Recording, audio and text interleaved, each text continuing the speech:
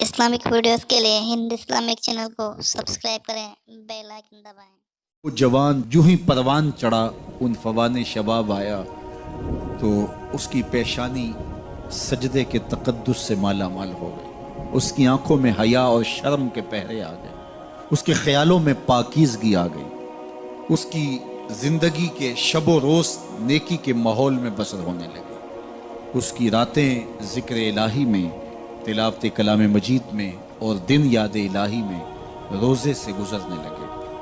वो जवान जिसकी जवानी अल्लाह की इबादत में गुजरी, कि जवानी अगर इबादत में गुजर गई तो बुढ़ापा तो पुरनूर है ही है। सबसे मुश्किल मरहला ज़िंदगी का जवानी का है। शैतान ज़्यादा वरगलाता है किसी शख्स को जब वो जवानी के मरहलों से गुजर रहा होता है। तो जिसकी जवानी खैरियत के साथ गुजर गई और उसने अपनी जवानी के तकद्दुस को महफूज रख के मंजिल तक पहुंचा लिया, अपनी इस्मत के जौहर की हिफाजत की, अपनी आबरू को लुटने नहीं दिया, अपनी आंखों की शर्म व हया पर पहरे बिठाए और आंख को बर्बाद नहीं होने दिया और अपनी जिंदगी के तकद्दुस का पहरा दिया, तो जो जवान अपनी जवानी को खैरियत के साथ गुजार गया। किसी ने कहा था ना, किताब ज़ीस्त का एक और बाब खत्म हुआ, शबाब खत्म हुआ, एक अजाब खत्म हुआ। तो जवानी जिसकी मंजिल तक पहुंच गई खैरियत के साथ, आफियत के साए में। मुश्किल तो बड़ा है जवानी को मंजिल तक ले जाना, खैरियत के साथ, दागदार ना होने देना, जवानी के तकद्दुस को रुसवा ना होने देना, इस्मत के जौहर पे कालक ना लगने देना, ख्वाहिशात को गालिब ना आने देना। आसान काम तो नहीं है, मुश्किल काम है। लेकिन अगर कोई मुश्किल काट गया, जवानी के थोड़े से अय्याम में गुजार गया, अल्लाह अकबर। हजरत शेख खतली कहते हैं, दाता गंज बख्श अली हजवेरी अलैहि रहमा के मुर्शिद हैं, अद्दुनिया यौमुन वलना फीहा सौमुन। वो कहते हैं दुनिया एक दिन है, हम रोज़ा रख के गुजार रहे हैं। तो रोज़ा रख के सारा दिन गुजर ही जाता है, दोपहर भी आती है गुजर जाती है, और असर का वक्त भी आता है गुजर जाता है, खाने का वक्त भी आता है, चाय का वक्त भी आता है, सब कुछ होता है, लेकिन गुजर जाता है, इफ्तार तक बंदा पहुंच जाता है। जिसने जिंदगी रोज़े की तरह गुजार दी, जिसने जवानी रोज़ा रख के गुजार दी, ख्वाहिशात को बेकाबू नहीं होने दिया, मुश्किल काम था लेकिन उसने मुश्किल काम कर दिखाया। अजर कितना बड़ा है, सुनिए अल्लाह के महबूब की ज़ुबान से सुनिए। हुजूर ने इरशाद फरमाया, जो सैयद अबू हुरैरा के ज़रिए से हमारे तक पहुंचा, फरमाया क़यामत के दिन जब सूरज का रुख सीधा होगा, ज़मीन तांबे की होगी, लोग पसीने में शराबूर होंगे, कोई टखनों तक पसीने में, कोई घुटनों तक, कोई कमर तक, किसी को पसीने की लगाम दी जाएगी। और वो पसीना ऐसे नहीं होगा जिस तरह ये पसीना है, इतना गर्म होगा। इब्ने रजब हम्बली कहते हैं, उस पसीने का एक कतरा अगर ओहद पहाड़ पे डाल दिया जाए तो वो पिघल जाए, इतना गर्म होगा, बदबूदार इतना होगा। एक कतरा दुनिया पे डाल दिया जाए, इंसान क्या जानवरों के दिमाग भी फट जाए, उस पसीने में लोग शराबूर होंगे। लेकिन जिसने अपनी जवानी को आफियत से गुजारा होगा, कल क़यामत के दिन जब कोई साया नहीं होगा, अल्लाह उस जवान पर अपने अर्श का ठंडा साया अता फरमाए। वो शख्स जिसको किसी औरत ने दावते गुनाह दी और वो साहिब मनसब थी, साहिब जमाल थी, और उसने ये कह के ये ख्वाहिश, ये आरजू मुस्तरद कर दी, इन्नी खौफुल्लाह। इसी तरह कोई औरत है तो उसने अपने तकद्दुस की हिफाजत की, अपनी आबरू पे पहरा दिया और किसी पेशकश को ठुकरा दिया, तो फरमाया क़यामत के दिन जब कोई साया नहीं होगा, अल्लाह उसे भी अपने अर्श का ठंडा साया देगा। कैसा सख्त दिन होगा, और वो किस एजाज में होगा, किस तकरीम में होगा। ये तो 4 दिन 10-20 साल हैं, और वो 50,000 साल का एक दिन। फिर उसको अल्लाह का शुक्र अदा करना होगा कि अल्लाह तूने कितना करम किया मेरे ऊपर कि मेरी जवानी खैरियत और आफियत से गुजरी, और आज उसका तू कितना बेहतर सिला मुझको दे। आज अल्लाह ने मुझे और आपको फुर्सत दी है। ये उठते हुए जनाजे, ये फैली हुई कब्रें, ये हमसे बिछड़ते हुए लोग, ये हमारे लिए एक पैगाम है, एक मैसेज है हमारे नाम, ये हमारे लिए इबरत है। आज वो जा रहे हैं तो हमें बता के जा रहे हैं कि साहिब हम जा रहे हैं, हमारे पीछे तुम भी आ रहे हैं। और ये बात जहन में रखिए, दुनिया पर आने की एक तरतीब है, दुनिया पर जाने की वो लाजमी तरतीब नहीं है। पहले दादा आता है, फिर बाप आता है, फिर बेटा आता है, फिर उसके बाद बच्चे आते हैं। ایسے کبھی نہیں ہوا کہ باپ سے پہلے اولاد آ گئی ہو. دنیا پر آنے کی یہ ترتیب ہے اور یہ طے شدہ منظم ترتیب ہے. لیکن دنیا سے جانے کی یہ ترتیب نہیں ہے کہ پہلے باپ جائے پھر ہی اولاد جائے گی.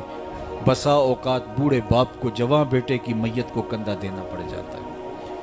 تو یہ دنیا سے کب کوئی جا سکتا ہے مجھے اور آپ کو نہیں پتہ. یہ امر مخفی رکھا گیا ہے اس لیے تاکہ ہم ہر لحظہ موت کے لیے تیار رہیں. موت کے لیے تیاری یہی ہے کہ ہم توبہ کی دہلیز پہ کھڑے رہیں, اپنے مالک کے حضور رجوع کرتے رہیں, اچھے اعمال کا ذخیرہ کریں اور کسی کے حق ہمارے ذمے پر نہ ہو کہ ہم قیامت کے دن جو ہے وہ پچھتائیں. کسی نے اگر کسی کا حق غصب کیا صرف 3 پیسوں کے عوض کے اندر, قیامت کے اندر یہ کرنسی تو ہمارے ساتھ ہوگی نہیں, یہ تو ہم یہیں چھوڑ دیں گے.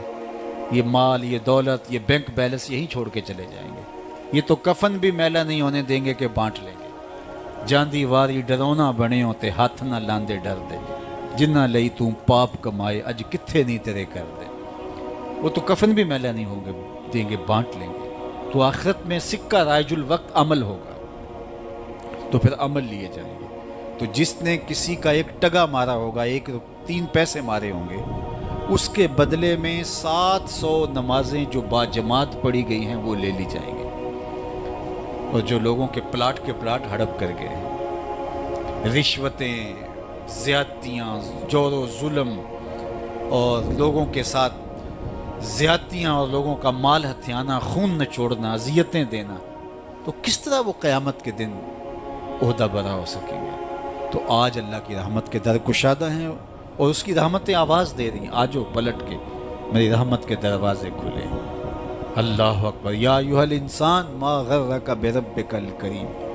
اے انسان پلٹ کے آ جاتے ہیں, رب بڑا ہی کریم ہے. مجھے بتاؤ, یوں بھی کوئی آواز دیتا ہے, یوں بھی کوئی پکارتا ہے؟ بھاگے ہوئے مجرم کا تعاقب کیا جاتا ہے, کبھی یوں بھی پیار سے اس کو بلایا جاتا ہے. لیکن 70 ماؤں سے زیادہ پیار کرنے والا رب پکار کے کہہ رہا, او بھاگنے والے آجا پلٹ کے, تیرے رب کا دروازہ کھلا ہوا ہے. وہ یہ نہیں دیکھے گا تو نے جرم کتنے کیے, وہ یہ دیکھے گا تو پلٹ کے آئے گا, آ گیا ہے. اور وہ تیرے گناہ نہیں دیکھے گا, تیرے آنے کو دیکھ کے تیرے گناہوں کو بدل کے نیکیوں میں تبدیل کر دے گا. جتنا بڑا گناہ گار ہے اتنا بڑا نیکوکار بن جائے. آ تو صحیح, آنا تو نے ہے ہی. پھر جو کفن میں منہ چھپا کے آتا پھرے گا, پھر جو تجھے لوگ اٹھا کے لائیں گے. اچھا نہیں ہے کہ اپنے قدموں سے خود ہی چل کے آ جا, آج کھلے منہ آ جا, اس کی رحمتیں تیرے استقبال کرنے کے لیے منتظر ہیں. آج وہ آواز دے کے کہہ رہا ہے, آجا میری رحمتیں تیری منتظر ہے. ما غرک بربک الکریم. تجھے کریم رب سے کس نے مغرور کر دیا, تکبر میں, رعونت میں مبتلا ہو گیا, تو اپنے مالک کی دہلیز کو چھوڑ گیا. آجا پلٹ کے, وہ کریم تجھے بلا رہا ہے. اور دیکھ اس کا رشتہ کتنا گوڑا ہے.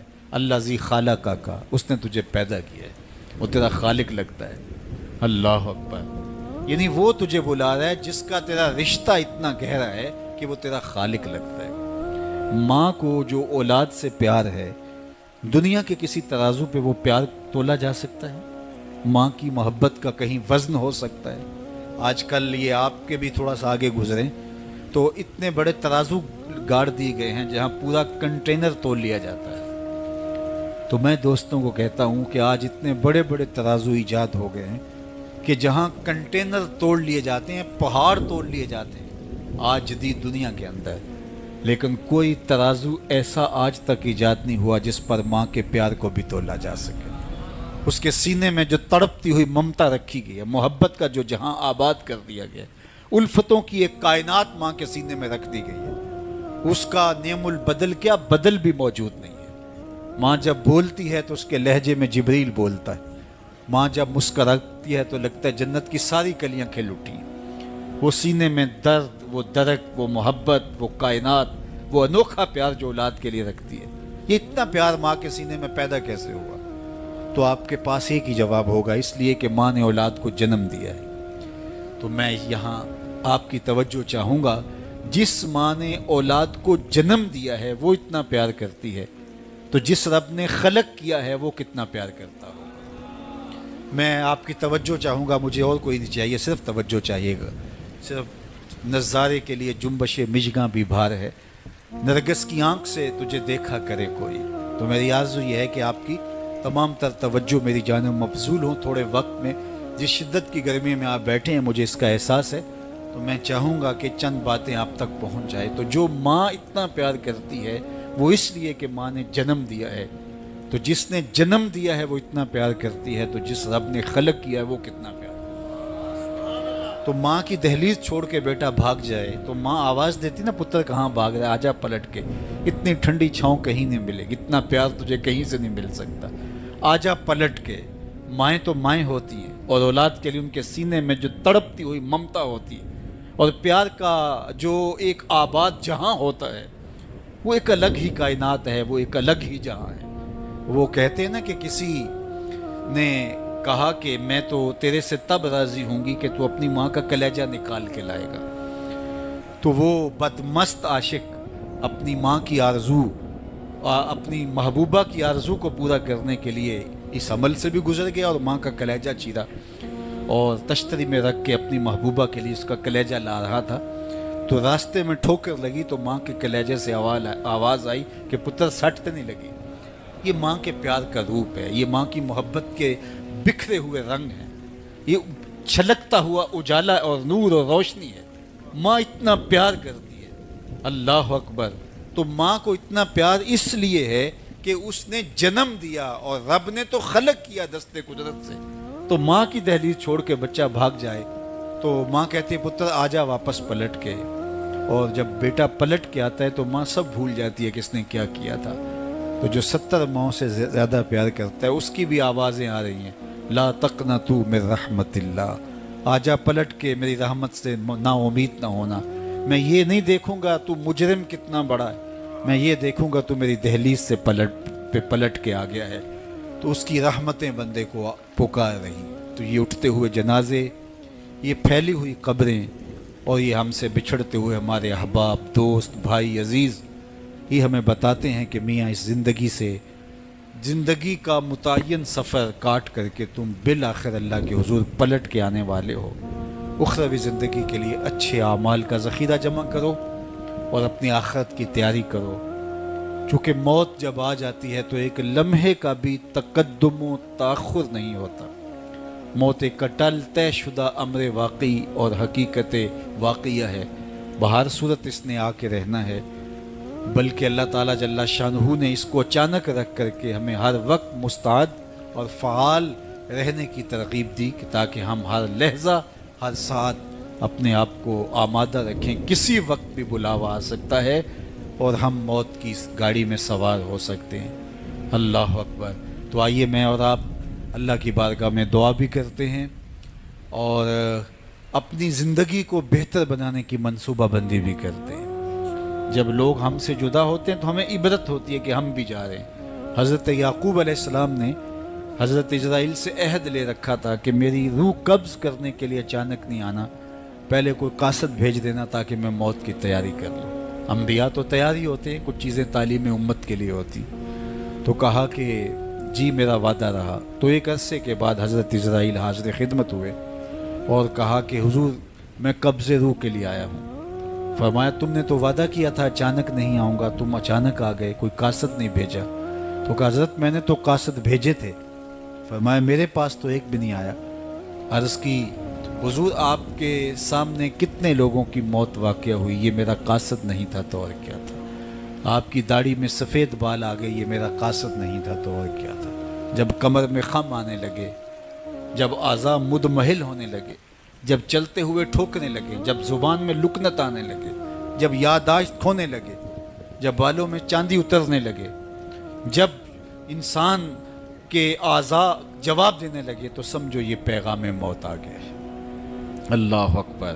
حضرت عمر رضی اللہ تعالیٰ عنہ دربار میں بیٹھے تھے، تو ایک صاحب آیا اور اس نے کہا کہ یا عمر لا تنسا موتک، عمر اپنی موت کو نہیں بھولنا۔ اور یوں کانپنے لگے حضرت عمر جیسے بیت کی شاخ کانپتی ہے، اور اسے کہا کہ روز آ کے مجھے تذکیر کر جایا کر۔ وہ روز آتا ہے، بھرے دربار میں کھڑا ہو کے کہتا ہے عمر اپنی موت کو نہیں بھولنا۔ ایک دن آیا، آپ نے اس کو کہا میاں آج کے بعد نہیں آنا۔ کوئی اور شخص آنے لگا، فرمایا نہیں۔ تذکیر موت کی ضرورت نہیں رہی، فرمایا نہیں۔ مجھ سے کوئی گستاخی ہوگی، فرمایا نہیں۔ تو پھر مجھے چھٹی کیوں دی جا رہی ہے؟ تو حضرت عمر روئے اور یوں داڑھی پہ ہاتھ رکھا اور ایک بال الگ کر کے کہا یہ دیکھ میری داڑھی میں سفید بال آ گیا۔ اب یہ مجھے چین سے نہیں بیٹھنے دے گا. ہماری تو پوری داڑھی بھی سفید ہو جائے نا. میاں صاحب نے کہا ہڈیاں کھڑکن ہڈیاں کمبن گوڈے کھڑکن تے اڑ گیا لک تیرا. اجے بھی بدیوں باز نہ آئیں جیو مرد دلیرا. فما اصبرہم علی النار. اللہ قرآن میں فرماتا ہے کتنا حوصلہ ہے لوگوں کا آگ پر. کتنی ڈٹائی کے ساتھ کہہ دیتے ہیں یہ جہاں مٹھا گلا کس نے ڈٹھا. قبرستانوں میں جا کے دیکھو کس نے دیکھا ہے آخر والا جہاں. حضرت سیدنا غوث اعظم الشیخ عبد القادر الجیلانی علیہ رحمہ و رضوان فرماتے جاؤ قبرستانوں میں جا کر دیکھو کیسے کیسے حسینوں کی مٹی خراب ہو رہی ہے. جو بدن پہ چٹکی مٹی نہیں پڑنے دیتے تھے آج ان کے کفن بھی تار تار ہو گئے. خیر کنے فلاں و غنیمت شمار عمر زاں بیشتر کے بانگ برائت کے فلاں نماز. تو نے بھی چلے جانا ہے یہاں بیٹھ نہیں رہنا. یہ اٹھتے ہوئے جنازے تجھے عبرت دیتے ہیں.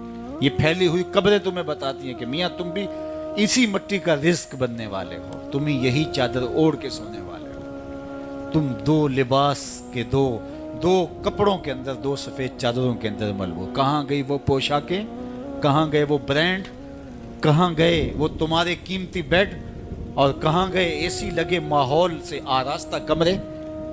امیر ہے یا غریب ہے وہ 2 گز زمین اور وہی مٹی کا اوڑھنا, مٹی کا بچھونا, وہی 2 گز کفن, وہی کل کائنات. اور وہاں جو کیے ہوئے عمل ہیں وہی سکہ رائج الوقت ہوگا.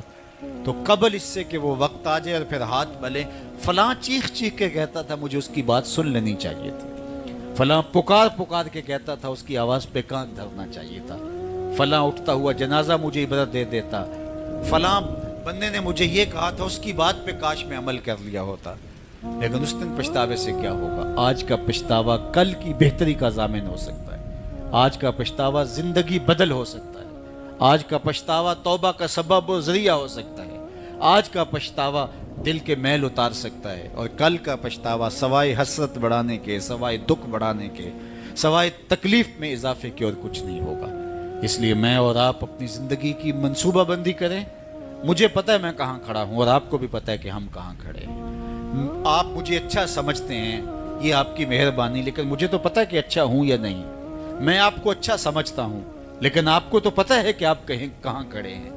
اس لیے اپنے ضمیر میں جھانک کر کے دیکھیے, اپنے من میں اتر کر کے دیکھیے, اپنا محاسبہ کیجئے, اپنے اعمال کا تجزیہ کیجئے. جو نیکیاں کی ہیں اور جو برائیاں کی ہیں ان کا اندازہ کیجئے. جو برائیاں کی ہیں وہ تو کنفرم برائیاں ہیں, اور جو نیکیاں کی ہیں ذرا دیکھیے وہ نیکیاں ہیں یا ریا کے لیے کی ہیں, دکھلاوے کے لیے کی ہیں. نیکیاں کسی کو دکھلانے کے لیے کی ہیں, کس مقصد کے لیے نیکیاں کی ہیں.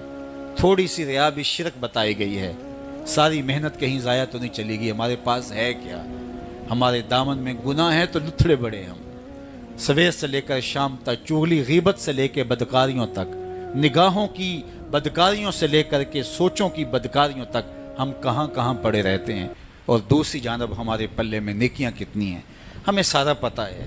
ایک تو نامہ اعمال قیامت کے دن تولا جائے گا. ہم خود اپنے ضمیر کی عدالت میں ترازو گاڑ کے تولے. حضرت عمر فرمایا کرتے تھے حاسبو قبل ان تحاسبو, اس سے قبل کہ تمہارا حساب کیا جائے تم اپنا حساب پہلے ہی خود کر لو. کبھی آپ عمرے پہ جاتے ہیں یا بیرون ملک سفر کرتے ہیں تو وہاں سامان باندھ کر کے پہلے تول رہے ہوتے ہیں کہ ایئرپورٹ پہ پریشانی نہ ہو. حالانکہ ایئرپورٹ پہ اگر 2-4 کلو سامان بڑھ بھی گیا تو کوئی بات نہیں, 4 ریال دے کے آپ سامان لا سکتے ہیں.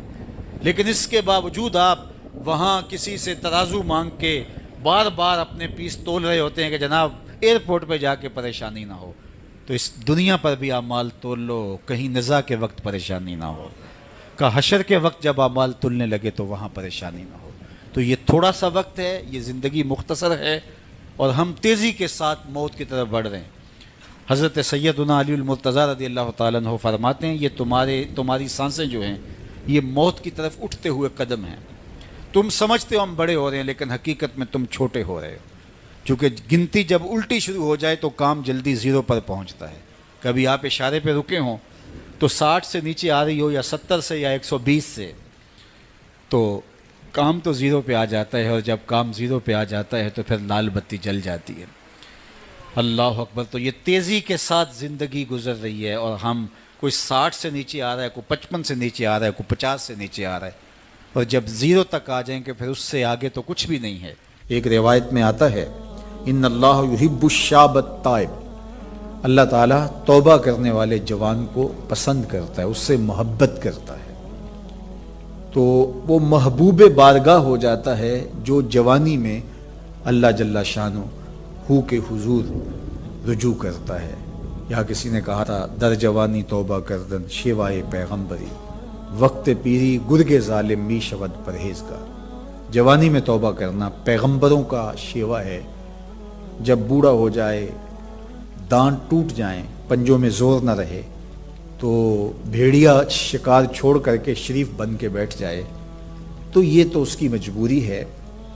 جوانی میں توبہ کرنا جب قوا مضبوط ہوں، جب شباب کی جولانیاں ہوں، جب آرزوئیں جواں ہوں، جب خواہشیں پگلی ہوں، اور پھر اس کے باوجود اپنی خواہشات کو کنٹرول میں رکھنا، اپنی آرزوؤں کو لگام ڈال دینا اور اپنی تمناؤں کو حصار میں رکھنا اور اللہ سے ڈر کے گناہوں کو چھوڑنا اور اس کے حضور سجدہ ریزیاں، اس کے حضور خشوع و خضوع کے ساتھ زندگی کے لمحات بسر کرنا، یہ خوش نصیب لوگوں کا مقسوم ہوتا ہے۔ تو وہ جوان جس کی جوانی یاد الہی میں گزری، جس کی جوانی ذکر الہی میں گزری، مصلی پہ گزری، تہجد کے لمحات میں وہ اٹھ کے اللہ کے حضور دعائیں کرتا رہا، التجائیں کرتا رہا، وہ جوان قیامت کے کڑکتے اس ماحول میں اللہ کے عرش کے ٹھنڈے سائے تلے ہوگا۔ تیسرا شخص جس کو اللہ تعالیٰ قیامت کے دن اپنے عرش کا ٹھنڈا سایہ عطا کرے گا، وَرَجُلٌ قَلْبُهُ مُعَلَّقٌ بِالْمَسَاجِدِ، وہ شخص جس کا دل مسجد کے ساتھ جڑا ہوا ہے، مسجد کے ساتھ لٹکا ہوا ہے، مسجد کی ملازمت، مسجد کی حاضری، مسجد کی صفائی، مسجد کی ستھرائی، مسجد کی پاکیزگی کے لیے کوشش، مسجد کی تعمیر، مسجد کی تزئین اور مسجد کی آبادی کے لیے دن رات کوشاں رہا، ایک نماز کے بعد دوسری نماز کا انتظار کرتا ہے، تو یہ خوش نصیب وہ ہے جس کا دل جڑا ہوا ہے مسجد کے ساتھ۔ ایک جلیل القدر نام آپ نے سنا ہے، اور وہ ہے ربیع بن خثیم رضی اللہ تعالیٰ عنہ۔ انہیں حمامت المسجد کہا جاتا تھا، مسجد کا کبوتر۔ تو یہ کہا کرتے تھے اس قدر مسجد میں رہتے تو کہتے مجھے اچھا لگتا ہے کہ میں اللہ کے گھر میں رہوں۔ تو یہ فرمایا کرتے تھے کہ جس دن اذان ہو اور مجھے مسجد میں نہ پاؤ تو سمجھ لینا کہ میرا انتقال ہو گیا۔ یہ ہو نہیں سکتا کہ ندائے نماز ہو، اذان پکاری جائے اور مجھے آپ مسجد میں نہ دیکھو۔ تو مسجد کی حاضری یہ ان کا شعار حیات تھا، اس لیے ان کو حمامت المسجد، مسجد کا کبوتر کہا گیا۔ تو کتنے خوش نصیب لوگ ہیں جو مسجد سے جڑے ہوتے ہیں۔ فرمایا کچھ لوگ ہیں جو مسجد سے یوں جڑے ہوئے ہوتے ہیں جس طرح لکڑی میں کیل ٹھکا ہوتا ہے، تو چوب کے اندر جس طرح کیل جڑا ہوا ہوتا ہے، اسی طرح وہ مسجد کے ساتھ جڑے ہوئے ہوتے ہیں۔ تو کبھی وہ بیمار ہو جائیں اور وہ مسجد حاضر نہ ہو پائیں تو اللہ کے کچھ فرشتے ہیں جو ان کی عیادت کرنے کے لیے ان کے گھروں میں جاتے ہیں۔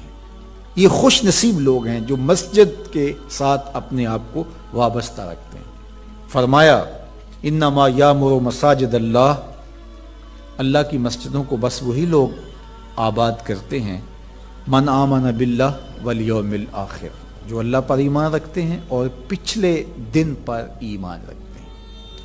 تو اللہ اور پچھلے دن پر، آخرت پر ایمان رکھنے والے مسجدوں کے ساتھ وابستہ رہتے ہیں، مسجدوں کے ساتھ جڑے رہتے ہیں۔ اور آقا کریم علیہ السلام نے مسجد کی تعمیر کی فضیلت بیان کرتے ہوئے ارشاد فرمایا من بنا مسجدن یبتغی بہ وجہ اللہ، جس نے اللہ کی رضا کے لیے مسجد تعمیر کی، نام و نمود کے لیے نہیں، کسی اور غرض کے لیے نہیں، اللہ کی رضا جوئی کے لیے مسجد کی تعمیر کی، بن اللہ لہ مثلہ فی الجنہ، اللہ اس کے لیے جنت میں گھر بنائے گا۔ تو یہ بلکہ پوری مسجد بھی نہیں، آدھی اینٹ کے برابر بھی اگر کسی نے مسجد کی تعمیر میں حصہ ڈالا تو ایک جانور کے گھونسلے کے برابر بھی کسی نے مسجد کی تعمیر کی تو اس کے لیے بھی یہ فضیلت بتائی گئی کہ جنت میں اس کو محل دیا جائے گا، قصر دیا جائے گا۔ تو یہ اللہ کے پاکیزہ گھر ہیں، مساجد بیت اللہ کی بیٹیاں ہیں، کعبۃ اللہ کی بیٹیاں ہیں، یہ اللہ کے پاکیزہ گھر ہیں، خیر الاماکن، بہترین جگہیں اس کائنات میں اللہ کے گھر مسجدیں، اور بدترین جگہیں بازار بتائی گئے اور حکم دیا گیا ہے کہ بازار میں دیر سے جاؤ جلدی واپس آ جاؤ، اور مسجد میں جلدی آؤ دیر سے واپس جاؤ۔ تمہارے جو لمحے اللہ کے گھر میں گزریں گے وہ عبادت میں گزریں گے، وہ ذکر و فکر میں گزریں گے۔ تمہارے اٹھنے والے وہ قدم جو مسجد کی طرف اٹھتے ہیں وہ قیامت کے دن ظلمت سے نجات کے ضامن ہوں گے، وہ چراغ بن کے تمہاری زندگی، آخرت کی زندگی کے اندر چراغاں کر دیں گے۔ تمہیں جنت کی طرف لے جانے والے وہ قدم ہیں جو مسجد کی طرف اٹھتے ہیں، مسجد کی طرف بڑھتے ہیں۔ تو اللہ کے پاکیزہ گھروں کی طرف ہمارا رب، ہمارے قلب کا تعلق، ہماری محبت کا رشتہ، یہ ہمارے دین کا تقاضا ہے۔ اللہ اور پچھلے دن پر، آخرت پر مضبوط عقیدہ مسجد سے ہمیں جوڑتا ہے۔ کبھی کسی مجبوری کی وجہ سے مسجد جانے سے قاصر ہوں، بیمار پڑ گئے ہیں، مسجد نہیں جا سکتے، یا حالات ایسے ہیں جس طرح آج کل کے حالات ہیں کہ مسجد میں جانا کسی وجہ سے موقوف ہو گیا، تو مومن اس پر خوشی محسوس نہیں کرے گا۔ وہ بیماری کی وجہ سے یا کسی اور سبب سے مسجد نہیں جا پا رہا تو اس کا اندر بے چین ہوگا، اور وہ دعائیں کرے گا، مالک وہ لمحے آئیں کہ تیرے پاکیزہ گھر میں میری حاضری ہو، تیرے دربار میں حاضر ہوں، تیری چوکھٹ پہ جا کے سلامی پیش کروں، میری پیشانی تیرے حضور مسجد کے فرش کو چھوئے اور تیری بندگی کے ترانے گائے۔ تو وہ یہ آرزو کرے گا، اگرچہ شریعت اس کو رخصت بھی دیتی ہو لیکن پھر بھی اس کی تمنا تو ہوگی۔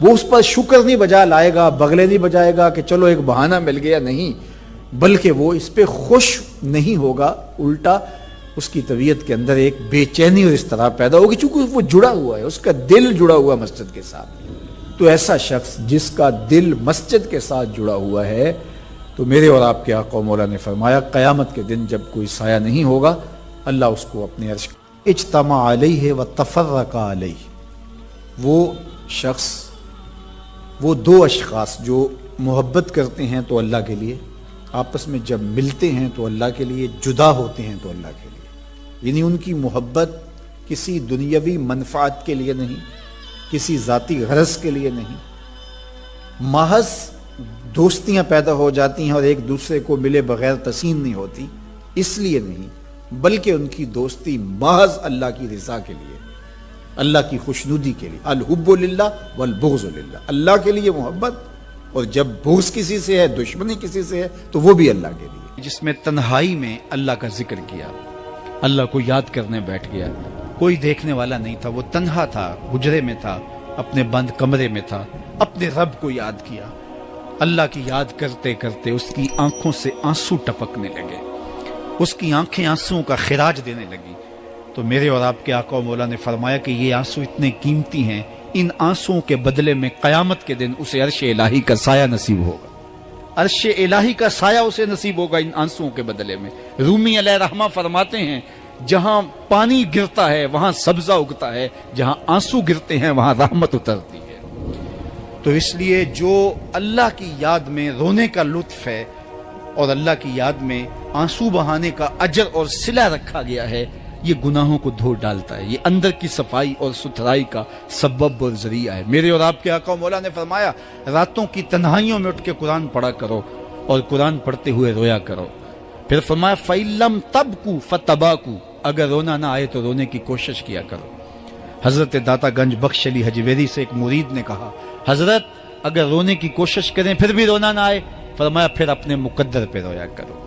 تم اتنے سنگ دل ہو گئے ہو کہ تمہاری آنکھیں آنسوں کا خراج نہیں دیتی۔ جو رونا نہیں جانتا وہ اللہ کی رحمتوں کو اور اللہ کی کرم نوازیوں کو کیسے سمیٹ پائے گا؟ بچہ روتا ہے تو ماں دودھ دیتی ہے، جب بندہ اللہ کی حضور الہاؤ زاری کرتا ہے، عجز کرتا ہے، انکساری کرتا ہے، تو اللہ کی رحمتوں کو جوش آتا ہے اور اللہ تعالیٰ کی رحمتیں اس پہ برستی ہیں اور اس کے نہ صرف گناہ معاف ہوتے ہیں بلکہ اللہ تعالیٰ اس کے گناہوں کو بدل کے نیکیوں میں تبدیل کر دیتا ہے۔ ایک فقیر تھا، ملنگ درویش، اللہ کا بندہ، اس کی عادت یہ تھی کہ اپنے ڈیرے پہ آنے والوں کو کھلاتا، ان کو پلاتا، ان کی ضروریات کا خیال رکھتا، لیکن کو مالی آسودگیاں نہیں تھی۔ ہوتا یہ تھا کہ بعض اوقات لوگ آتے تو ادھار لے کر کے وہ لوگوں کو کھلا دیتا۔ خیر، چونکہ فقیر کا مزاج یہ ہوتا ہے کہ لوگ آئیں اس کے ڈیرے سے کھائیں۔ بابا بلے شاہ نے بھی کہا تھا نا، اٹ کھڑک کے دکڑ بجے تتا ہووے چلا، آن فقیر کھا کھا جاون راضی ہووے بلا۔ یہ فقیروں کا مزاج ہے، تو جو بھی آتا اس کے ڈیرے سے کھاتا اور وہ ادھار اٹھا اٹھا کے لوگوں کی ضروریات کو پورا کرتے رہتے۔ وقت آخر آ گیا، جن لوگوں نے ادھار دیا تھا وہ سارے تقاضا کرنے آ گئے۔ اب بابا جی کو کیا فکر لاحق ہے کہ یہ میرے مہمان ہیں اور میں ان کو کچھ پیش کرنے کی صلاحیت نہیں رکھتا۔ ایک بچہ تھا، وہ کچھ سامان بیچ رہا تھا، پتیسا بیچ رہا تھا یا کوئی اور چیز بیچ رہا تھا۔ اس نے گلی سے گزرتے ہوئے آواز لگائی، خادم کو کہا سے بلا کے لاؤ، کہا تم بیچ رہے ہو تو میرے مہمانوں کو کھلا دو۔ بچہ بڑا خوش ہوا کہ میں سارا دن گلیوں میں گھوم کے یہ پتیسا بیچنا تھا، اب یہ ایک جگہ ہی سارا فروخت ہو گیا تو یہ تو موج لگ گئی، میں جلدی گھر چلا جاؤں گا، میری ماں خوش ہوگی۔ تو سارا ان مہمانوں کو کھلا دیا گیا اور اس کے بعد کہا بابا جی پیسے؟ کہا تم بیٹھ جاؤ، جب ان کو ملیں گے تو تجھے بھی مل جائیں گے۔ وہ بیٹھ گیا، 2 4 10 منٹ بیٹھا تو بچہ تھا پھر کھڑا ہو گیا، بابا جی پیسے؟ کہا جب ان کو ملیں گے تو تجھے بھی مل جائیں گے۔ پھر آدھا گھنٹہ گزرا تو پھر اس نے کہا بابا جی پیسے؟ میری ماں میرا انتظار کر رہی ہے، ہمارے گھر کا چولہا اسی سے جلتا ہے، میں یہ پیسے لے کر جاؤں گا اور میری ماں کوئی ہنڈیا خریدے گی اور ہم شام کا گھر کا کوئی سلسلہ کریں گے۔ کہا بیٹا جب ان کو ملے گا تو تجھے بھی مل جائے گا۔ بچے نے رونا شروع کر دیا، یتیم بچہ تھا، اس کا سارا آسرا یہی تھا، اس نے رونا شروع کر دیا۔ جب بچہ رویا اللہ کی رحمت کو جوش آیا، کوئی مرید نذرانہ لے کے ان بزرگوں کے پاس آ گیا اور اشرفیوں کی بھری ہوئی تھیلی پیش کی۔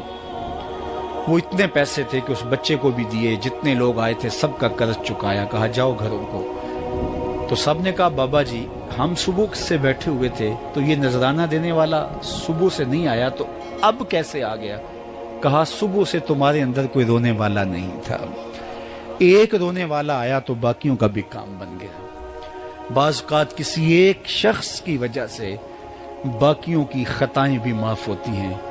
آج ہم اجتماعی طور پہ تا حد نظر اندر باہر اوپر نیچے اتنے لوگوں کے ہجوم میں اللہ کی بارگاہ سے یہ توقع رکھتے ہیں کہ مالک کتنے ہجوم میں کوئی ایک تو ہوگا جو تیرا لاڈلا ہوگا، کوئی ایک تو ہوگا جو تیرا بہت قریبی ہوگا، کوئی ایک تو ہوگا جس پہ تیری رحمتیں برسیں گی۔ تو مالک اس کے صدقے سے ہماری خطائیں بھی معاف کر دے، ہمارے گناہ بھی معاف کر دے۔ کوئی ایک رونے والی آنکھ مل گئی تو باقیوں کا بھی کام بن جائے گا۔ اٹھ فریدا ستیا تے میلہ ویکھن جا، وت کوئی بخشیا مل جاوے تے تو ہی بخشیا جا۔ میرے مالک ہم سب کی خطائیں معاف کر دے، ہم سب سے درگزر فرما اور ہم سب کے باطن کو ستھرائیاں دے دے، ہمارے اندر کو پاکیزگیاں دے دے۔ بہت وقت میں نے اور آپ نے صاحب گزار لیا، تیزی کے ساتھ زندگی بیت رہی ہے۔ میں اگر اپنے آپ کو دیکھوں تو میری زندگی کتنی بہاریں کاٹ چکی ہے۔ اگر آپ اپنے آپ کو دیکھیں، کوئی 60 سال، کوئی 20 سال، کوئی 25 سال، زندگی تیزی کے ساتھ گزر رہی ہے۔ بندہ جب سوچتا ہے کہ میں 40 سال کا ہو گیا ہوں تو آگے میری زندگی کے اگر 30 سال بھی ہیں تو 30 سال تو کافی ہیں، لیکن وہ پیچھے اگر پلٹ کے دیکھے تو 40 سال یوں گزر گئے جس طرح چٹکی بجائی جاتی ہے۔ جب چٹکی بجانے کے وقت میں 40 سال گزر گئے محسوس ہوتے ہیں، تو جو باقی 30 سال اگر ہوئے بھی وہ تو گمان ہے میرا، وہ تو گمان ہے آپ کا، ہمیں تو ایک سانس کا بھی نہیں پتا۔ پوچھا گیا زندگی اور موت کے بارے میں کیا خیال ہے؟ کہا فجر پڑی ہے، پتہ نہیں ظہر پڑھ سکیں گے یا کہ نہیں۔ کہا اتنی لمبی امیدیں لگائے بیٹھے ہو، کہا ظہر پڑی ہے، پتہ نہیں عصر پڑھنے کا موقع نصیب ہوتا ہے کہ نہیں۔ کہا یہ بھی طول عمل ہے۔ ایک بولا عصر پڑی ہے، پتہ نہیں مغرب پڑھ سکیں گے یا کہ نہیں۔ کسی نے کہا ایک رکعت پڑی ہے، پتہ نہیں دوسری رکعت بھی پڑھنا نصیب ہوتی ہے یا نہیں۔ کہا یہ سب تمہارے منہوں کی باتیں ہیں، میں تو کہتا ہوں ایک طرف سلام پھیرا ہے، پتہ نہیں دوسری طرف سلام بھی پھیر سکیں گے یا کہ نہیں۔ کیا موت اتنی قریب نہیں ہے؟ ہم نے اپنی آنکھوں کے سامنے لوگوں کو جدا ہوتے یوں نہیں دیکھا ہے؟ ہم کہتے ہیں اس کی خبر سنا رہے ہو موت کی، یہ تو میں نے ابھی سبزی والی دکان پہ دیکھا تھا، لیکن جب موت آتی ہے تو ایک لمحے کا تقدم اور تاخر نہیں ہوتا. تو صاحب آئیے اپنی زندگی کو اللہ اور اس کے رسول کی راہوں پہ ڈالیں. آج وقت ہے, آج موقع ہے, آج توبہ کا دروازہ کھلا ہے. کل سب کچھ نہیں ہوگا. آج اس کی رحمتیں آواز دے رہی ہیں. آج وقت ہے, وقت پر کافی ہے ایک قطرہ بھی آب خوش ہنگام کا. جل گیا جب کھیت برسا می تو پھر کس کام کا. اب آئیے سنیے, اس کائنات کے اندر ہمیں وہ خواتین ملیں گی جو پردے کے پیچھے تھی, لیکن پردے کے سامنے ماں نہیں آئی, عبد القادر جیلانی آئے. ماں پردے کے پیچھے تھی, پردے کے سامنے فرید الدین گنج شکر آئے. ماں پردے کے پیچھے تھی, مہر و ماں نے بھی آنچل نہیں دیکھا, لیکن پردے کے سامنے کربلا میں حسین ابن علی آئے. تو یہ پردے کے سامنے آئے, وہ پردے کے پیچھے تھی. تو جب مائیں پردے کے پیچھے ہوں تو پھر بیٹے جو ہیں وہ پردے کے سامنے آ کے وہ نقش ثبت کرتے ہیں کہ جو لوگوں کے زندگی کے نقوش کو جو ہے وہ اجال دیتے ہیں اور تقدیر بدل دیتے ہیں. تو اس لیے ماؤں کی ذمہ داریاں گھر سنبھالنا ہے.